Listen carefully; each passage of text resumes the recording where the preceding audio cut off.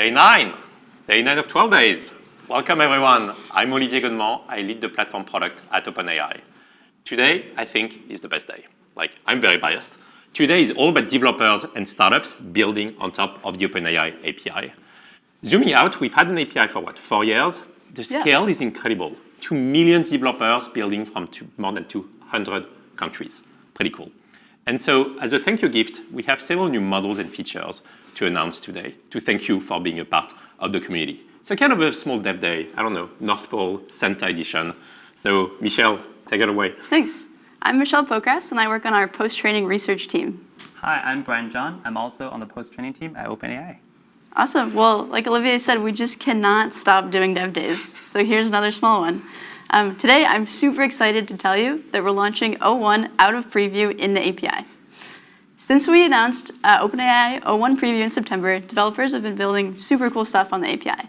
You know, agentic applications in customer support or financial analysis. And also, it's just a phenomenal coding model. So we've been really excited to see that. But we've also heard feedback from developers that you're missing kind of the core features that you've come to expect on our API. And today, we're launching them in O1 in the API. So we're launching function calling, structured outputs, and developer messages. Cool. And developer messages are a little new. They're a new spin on system messages, and they're actually part of our instruction hierarchy work to teach the models which kind of instructions to follow in what order. So the developer message is controlled entirely by the developer and used to steer the model. Finally, we're also launching reasoning effort. This is a new parameter that tells the model how much to spend time thinking. It's really helpful to save a little time and money on easier problems, and then you can spend more compute on the hardest problems where you need it. I said finally, but that's not true. We're also launching vision inputs in the API. Awesome. People have just been really asking for this, and we think it'll help a lot in cases like manufacturing or science. So super excited to see what you build there. But actually, let's see a quick demo. Yeah. All right, let's walk through a live demo to see some of the O1's new capabilities in the API, starting with vision. So for that, I've prepared the photo scans of a tax form that I filled out with some fake data the other day, but I had some mistakes in there. And I wonder if O1 can help us detect the errors in the form. But just a quick note before we get started, while O1 can help us detect errors in forms like a tax form, it is not a substitute for professional judgment, of course. Of course. All right, I will open up our developer playground, which is a really nice UI for experimenting with OpenAI's models in the API. At the top, this is our newly introduced developer message. This is where you can provide the model with some high-level instructions or sometimes detailed instructions on how it should behave as a model. I have a pretty simple one here. And then I uploaded the images from my form and asked the model to spot for errors. While O1 is thinking, let's jump back to my form to take a look at the errors that I had. So the first error I had is on line 11 for calculating adjusted gross income, AGI. I was supposed to subtract line 10 from line 9, but I did the opposite. I used addition. We've all been there. Well, It happens. I got a little too excited every time I see the word AGI. The second error is I used the wrong standard deduction. Looking at the chart on page 4, standard deduction depends on both the filing status and also the number of checked boxes on page 1. So this means for O1 to figure out the correct value for standard deduction, you need to reference content for 2 other images. Let's see what the model get back to us. All right, let's see the model. Great, it noticed the arithmetic error on line 11. I was supposed to use subtraction, that's good. And it also noticed the standard deduction amount is incorrect, which is also right. And based on that, of course, I need to adjust my taxable income and subsequent tax.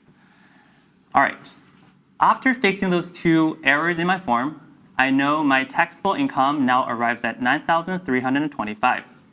Next up, I will ask the model, based on the information from the form, how much income tax do I owe if my taxable income is this? So what do you think the model will do here? Really hoping it gives us a good answer. Well, O1 doesn't have access to the latest up-to-date 2024 tax table, but it does have access to a set of functions we provided on the right. Functions are a way for the model to interact with your backend APIs. So here we can take a look at one of those functions. So we provided, it's rendered in a JSON schema, and we provide with a high-level description for what the function does, and the set of arguments the model needs to provide to call the function. So this is our function calling feature. Makes sense. So the model calls this function. We can call this on the back end, get the correct tax data, send it back. Exactly. Looks like the model called the correct function here with the input pulled from the image. Does the user see any of this? Not really. So this all happens in the backend of your app. The user will not see any of the function calls nor the response from your API. So after we get the response, we will send that back to the model, and O1 will respond to the user in a very nice-looking user message. So here it tells the user about their new updated income tax after the correction. Awesome. Way better. But that's not all. I wanted to show you one last thing, that's structured outputs. I will ask the model here, what corrections do I need in my forms? But before I hit enter, I want to provide model a JSON schema for the response format. This will instruct the model to output according to this JSON schema. And on top of that, we also implemented solutions on the API backend to ensure the model output adhere to this JSON schema 100% of the time. Makes sense. Actually, let's take a quick look at this schema. So it's called form corrections, and it's got a list of corrections. And each correction has what you'd expect. So there's the reason, so we can display to the user what they got wrong. And then it's got the location. So this is super cool. We can actually render a UI for the PDF and highlight exactly what's wrong with the new value and the old value. So structured outputs is super useful when you don't want to kind of render Markdown from the model and you want to just extract the JSON automatically. So you can see here the model has output the corrections. You can see they're in the nice JSON format. We've got the new value, the old value, all the locations and reasons. And so yeah, this is super helpful when you're building kind of rich, featureful applications. So we just showed you a quick demo, but demos are really not enough to give you the full story. We actually run internal evaluations, which are like tests to see how our features do before we ship them. And so for O1, because it's really important for developers, we ran some evals for API use case. So I'm going to show you a few of these. Let's take a look. First, we have function calling. So we have some internal function calling evals. And you can see that this new O1 model is significantly better than GPT-4o at function calling. And this actually includes both halves of function calling. Calling the right function when you should, and not calling a function when you shouldn't. You can also use function calling in conjunction with structured outputs. And you can see that, again, O1 performs much better than 4o here. Speaking of structured outputs, O1 also significantly better on this eval. This means the model does a better job of following the format, so we take it less off distribution when we constrain it. Next is coding. Everyone's always talking about coding. LiveBench is an open source coding eval, and we're excited to see that O1 performs much better than O1 Preview and 4o on this eval. That's awesome. That's a huge jump. Yeah, and then finally we have Amy. And on this eval, you can see that O1, again, significantly outperforms O1 Preview. But actually, the interesting bit here is that we have on the right O1 with structured outputs. So when building structured outputs, we really wanted to make sure the model performs just as well when using structured outputs as without. So you can see that the reasoning capabilities are maintained even with this feature. So you can use it in your application and not have to worry about the results. Awesome. So those are the evals. But beyond the evals, there's actually a really interesting change in latency.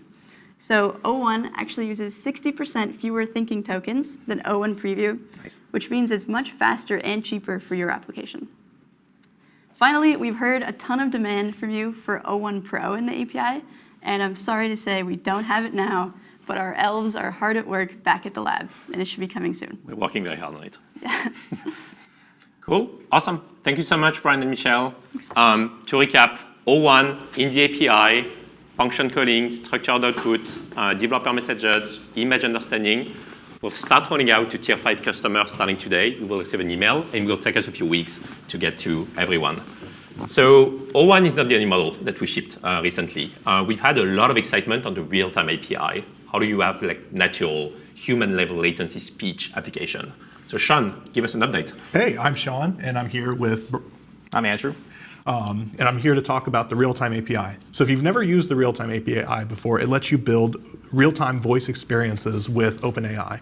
So think you can build your own ChatGPT advanced voice mode, you can add AI assistants, you can do all these really cool things with AI. And today we have WebSocket support, so you can do server to server and send voice and get responses back. But today, what we're announcing is WebRTC support. And that's really exciting for 3 reasons. The first is that WebRTC was built for the internet. So if you've done conferencing, if you've done low latency video streaming, that all uses WebRTC. And that handles, the constant changing of the internet. It'll change your bit rate. It will do echo cancellation. And so what's exciting is now real-time API gets all of these benefits. So if I build an application, things are way easier and it just works. So to lead that in, I'll show you a little demo application to show you how easy it is to do. So here's a little HTML, and just to give you a structure of it, we have an audio element, we have a peer connection. And what the peer connection is kind of this one-to-one connection between you and the real-time API. And so what we're doing today is we're creating this peer connection, and we're saying, when the real-time API sends you some audio, put it into that audio element. Next, we capture the microphone, and we're adding it to the peer connection. So we're saying we're going to send one audio stream to OpenAI. And then now that we've set up this peer connection, we do an offer answer. And what the offer answer does is it collects up all the information locally. You send it via an HTTP post, and then we respond.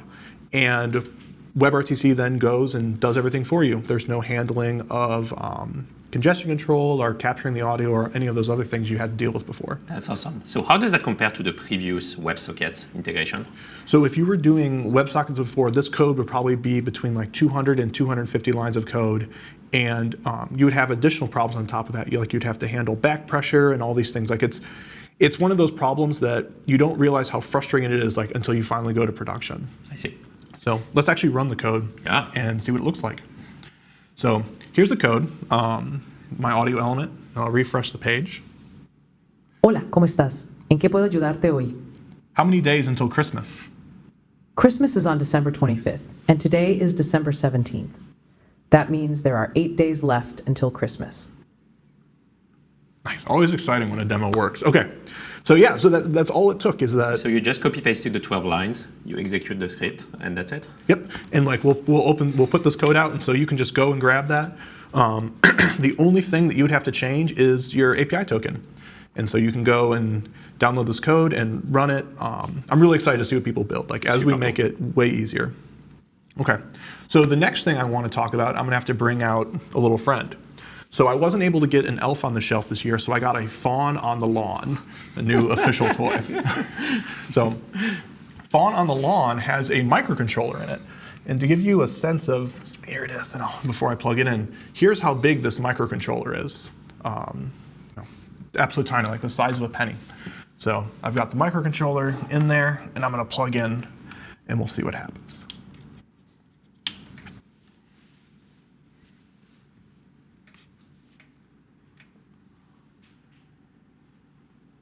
Merry Christmas. What are you talking about? We're talking about adding WebRTC to the real-time API.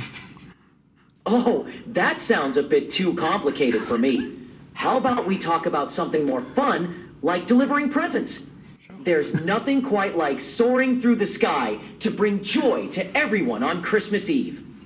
Oh, okay, well, what am I getting for Christmas? Oh, I'm not supposed to spoil the surprise, but I think you might be getting something very familiar this year. Could it be some coal? Oh. Okay.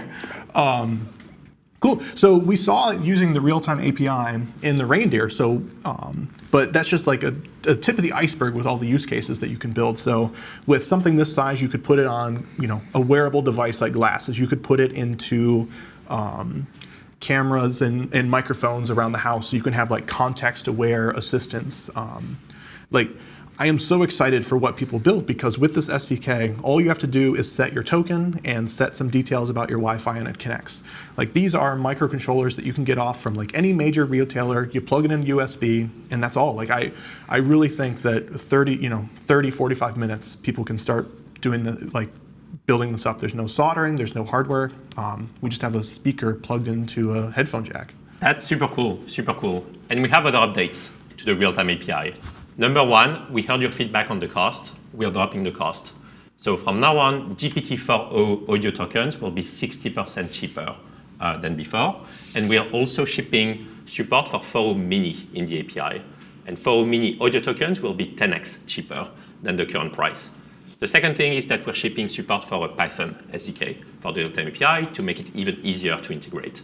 And lastly, we're making some API changes to make it easier for you to use function coding and guardrails. So all of that, we hope, and we cannot wait to see the kind of applications that you're going to build. All right, we talked about models, we talked about API. Would love to talk about fine-tuning, customization. That's one of the big needs from developers. They want to customize the models for their own use cases. What do you have, Andrew? Yeah, so unfortunately, I don't have a reindeer to share. That's fine. But we are excited to announce a new method of fine-tuning available in our API called preference fine-tuning. And we'll be using a method called direct preference optimization, which is designed to help you create models that better align with user preferences, which should hopefully give increased performance where user feedback plays a critical role. So you guys have been shipping a ton. You're on fire for the past few months. But we've had an API for a year, a fine-tuning API. What's new? What's the difference? Yeah, so currently in our API, we have supervised fine-tuning and the newly announced reinforcement fine-tuning. Most of our users have been using supervised fine-tuning to tailor our models for their use cases. And in supervised fine-tuning, you provide the exact input and output you want the model to have. So if you're creating a user chatbot, you'd give it the user messages and then the exact response. And preference fine-tuning is a little bit different.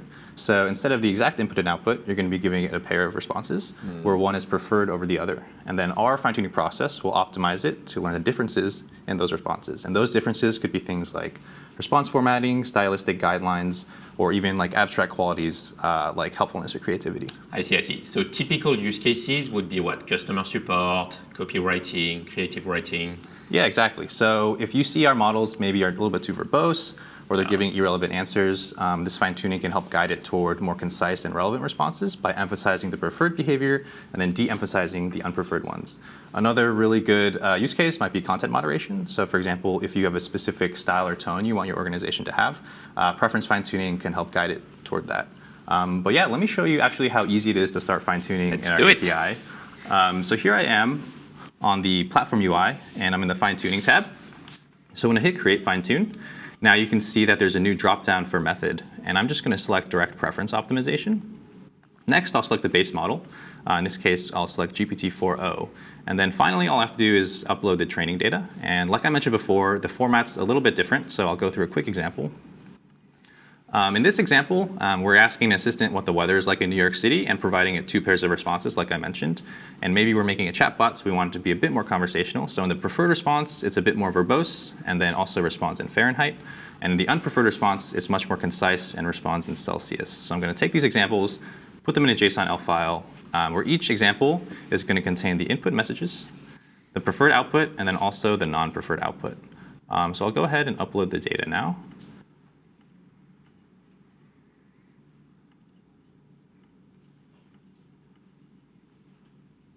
And we also provide some hyperparameters to tune, but I will just select the defaults for now and hit create. And so this is going to kick off the fine-tuning process. Depending on the dataset size, this could take anywhere from several minutes to several hours. But once it's done, we should be able to sample from the model the same way we would any base model in our API. Man, it's so exciting. So have you had a chance for people to use it yet? Yeah, so we've given early access to preference fine-tuning to several of our trusted partners, and we've seen good results so far. So as an example, Rogo AI is building an AI assistant for financial analysts, and they're using our models to rewrite and refactor user queries to give more relevant answers. When they used supervised fine-tuning, they couldn't quite get it to perform better than the base model, but with preference fine-tuning, they saw accuracy increase on their internal benchmark from 75% at the base model to over 80% with preference fine-tuning. So we're super excited to see what other developers can do with preference fine-tuning, which is why we're actually going to make this available for GPT-4o today and GPT-4o mini soon at the same price per trained token as supervised fine-tuning. So if you out there are excited to start preference fine-tuning, I encourage you to check out our documentation later today. That's awesome. That's awesome. Okay, there is a lot to unwrap, lots of gifts. We started with O1. O1 in the API with the full production feature set, such as function calling that people expect, starting rolling out to tier 5, starting today. Then we talked about the real-time API. New API, simpler WebRTC integration, and price drop. And now we're talking preference fine-tuning to make it easier to customize models for your use cases. And that's not all. The team is non-stop shipping. They shipped a few new things today, and so I wanted to show you a few smaller things which are coming up. Number one is we care a ton about the developer experience and product quality. And so we're going to ship, to announce, starting today, new SDKs. We have official support for Go and Java SDKs. You can find them here. Please give us feedback. Similar to the Python SDK and the Node SDK, they support all the API endpoints that you need on OpenAI. So here's the Go one, and here is the Java one. Number two, we care a ton about simplicity. I'm not going to go through the whole flow, but we have a new login, sign up, and flow to get an API key. So there is no need to, sign 5 terms of services. You get an API key in just a few seconds. Next, we did a bunch of dev days around the globe for the past few months. So actual conferences, we loved it. I think the content was amazing. And so we just released today the talks on YouTube. So go check out the OpenAI YouTube channel, and you can find a bunch of pretty cool content. Lastly, all of that was a lot. And so we're going to do an AMA. Ask me anything starting today with the presenters, the API team at OpenAI for the next hour. So please come and ask us any questions that you would like on the developer forum, the OpenAI developer forum. Last. Sorry, I have a bad joke. We talked about call quite a bit. You know how Santa has a naughty list, of kids who are naughty. Why was structured outputs on the naughty list? I don't know. Tell me. Santa heard it was a schema. On that note, see you tomorrow for day 10 of 12 days. Bye.